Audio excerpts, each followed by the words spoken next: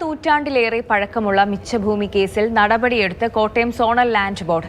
കോട്ടയം, എറണാകുളം ജില്ലകളിലായി 70.85 ഏക്കർ ഭൂമിയാണ് സർക്കാരിലേക്ക് തിരികെ പിടിക്കുന്നത്. കൊച്ചിയിലെ 4.22 ഏക്കർ ഭൂമി മാത്രം 200 കോടി രൂപയ്ക്ക് മുകളിൽ വില മതിപ്പുണ്ട് എന്നാണ് അധികൃതർ വിലയിരുത്തുന്നത്. 1973 കേസ് ആരംഭിക്കുന്നത്. ഭൂപരിഷ്കരണ നിയമപ്രകാരം കൈവശം വയ്ക്കാവുന്ന ഭൂമിയിലേറെ കോട്ടയം തലയോലപ്പറമ്പ് സ്വദേശിയായ ഔസേബ് മാത്യുവിന്റെ കൈവശമുണ്ടെന്ന് റവന്യൂ വകുപ്പ് കണ്ടെത്തി. 1978 മരണപ്പെടുന്നതിന് മുമ്പായി ഔസേബ് മാത്യു ഒരു ട്രസ്റ്റ് രൂപീകരിച്ച് തന്റെ കൈവശമുണ്ടായിരുന്ന ഭൂമി ട്രസ്റ്റിന്റെ പേരിലാക്കി. ഈ ട്രസ്റ്റ് പിന്നീട് നിയമക്കുരുക്കുകളിൽ നിന്ന് രക്ഷപ്പെടാനായി 61 ഏക്കറോളം സ്ഥലം വിറ്റ് ഒഴിവാക്കി.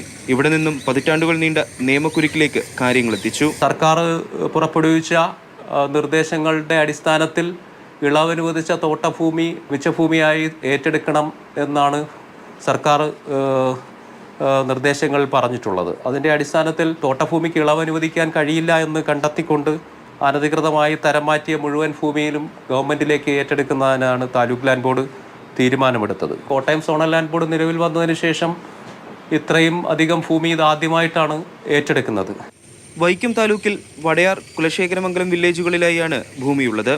ഇവ ഏറ്റെടുക്കുന്നതിനുള്ള നടപടികൾ ആരംഭിക്കാൻ തഹസിൽദാർമാർക്ക് Kottayam zonal land board chairman notice നൽകി. ഇവരിൽ നിന്നും ഭൂമി വാങ്ങിയവർക്കും റവന്യൂ അധികൃതർ നോട്ടീസ് നൽകും.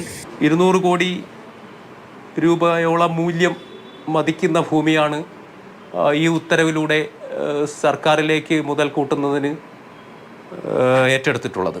സംസ്ഥാനത്ത് ഇത്തരത്തിൽ 1400 ഏക്കറിലധികം മിച്ചഭൂമി ഏറ്റെടുക്കാനുണ്ടെന്നാണ് കണക്ക്.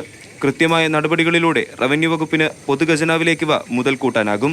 ഏറ്റെടുക്കുന്ന ഭൂമി നിലവിൽ നിരവധി പേരുടെ കൈവശമാണ്. ഇവർ കേരള ഭൂപരിഷ്കരണ നിയമത്തിലെ 7E വകുപ്പ് പ്രകാരം ഭൂമിയിൽ അവകാശമുന്നയിച്ച് ലാൻഡ് ട്രിബ്യൂണലിനെ സമീപിക്കേണ്ടി വരും. മാതൃഭൂമി ന്യൂസ്, കോട്ടയം.